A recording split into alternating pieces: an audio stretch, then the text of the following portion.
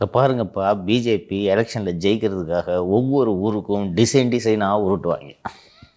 மத்திய பிரதேசம், Rajasthan, Gujarat, particularly UP, அங்கே to some extent இந்த இடங்களுக்கெல்லாம் பசுவதை பீஃப். கோவாவில் இதை பண்ண முடியுமா? கேரளாலையும் பண்ண முடியாது. அங்கே அக்கௌண்ட் ஓப்பன் பண்ணல, இப்போ தான் ஓப்பன் பண்ணியிருக்காங்க. வடகிழக்கு மாநிலங்களில் செய்ய முடியுமா?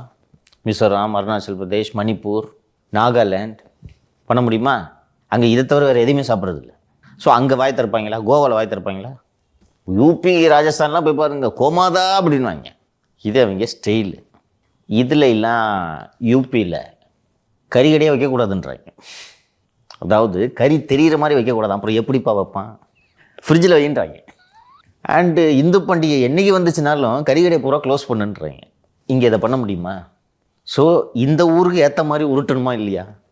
இப்படி தொக்காக சிக்கியது தான் சிக்கந்தர் மலை என்கிற திருப்பரங்குன்றம். இஸ்லாமியர்கள் அதை சிக்கந்தர் மலை என்கிறார்கள்.